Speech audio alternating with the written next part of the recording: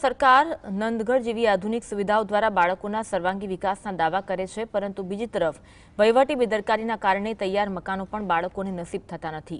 સંખેડાના સારંગપુર ગામે તમામ સુવિધાઓથી સજ્જ આંગણવાડીનું મકાન માત્ર નંદગઢ નામ લખવાનું બાકી હોવાથી છેલ્લા 3 વર્ષથી બંધ હાલતમાં છે।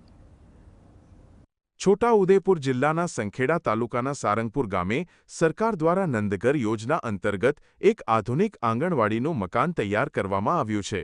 આ મકાનમાં કલરકામ અને લાઇટ ફિટિંગ સહિતની તમામ પાયાની સુવિધાઓ પૂર્ણ થઈ ગઈ છે।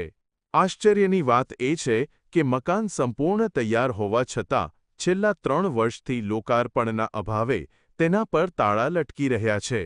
નવા મકાનની સુવિધા હોવા છતાં ગામના 46 જેટલા બાળકોને વૈકલ્પિક વ્યવસ્થાના ભાગરૂપે તેડાઘર બહેનના ઘરે બેસાડવામાં આવે છે। આંગણવાડી કાર્યકરના જણાવ્યા મુજબ અગાઉ 46 બાળકો આવતા હતા, પરંતુ હાલમાં આ અગવડતાને કારણે માત્ર 16 બાળકો જ હાજર રહે છે। આંગણવાડી બંધાઈ છે નવી, અને અત્યારે અમે તેરાગરના ઘરે બાળકો બેસાડીએ છીએ, અને મારા 16 બાળકો છે એટલે અમે તેરાગરના ઘરે બેસાડીએ છીએ। અહીં ઘણી તકલીફ પડે છે, કારણ કે અહીં બાળકો વહેલા આવતા નહીં, દૂર પડે છે, અને અમારે હોય તકલીફ પડે છે, કારણ કે અમે હોય ચાર્જમાં છે, અહીં કાર્યકર નહીં, તેરાગર પણ નહીં। એટલે બાળકોને જ્યાં બેસાડવામાં આવે છે તે મકાન કાચું હોવાથી વાલીઓમાં સતત ચિંતા અને રોષ જોવા મળી રહ્યો છે। ગ્રામજનોના જણાવ્યા અનુસાર માત્ર નંદઘર નામ લખવાનું બાકી હોવાથી તંત્ર આ મકાન શરૂ કરતું નથી। તંત્રમાં વારંવાર રજૂઆત કરવા છતાં નાના બાળકોના ભવિષ્યની કોઈ દરકાર લેવામાં આવતી નથી।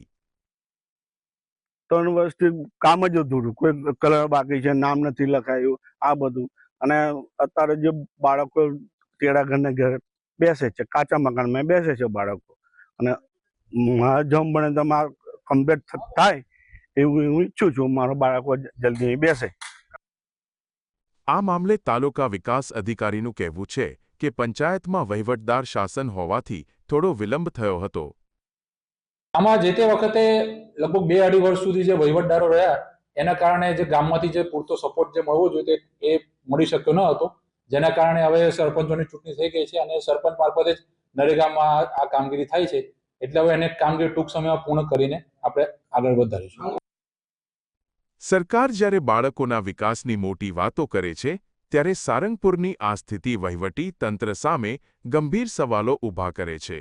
હવે જોવાનું એ રહે છે કે વાલીઓની માંગણી બાદ આ તાળા ક્યારે ખુલે છે અને બાળકોને પોતાનું નવું નંદઘર ક્યારે મળે છે।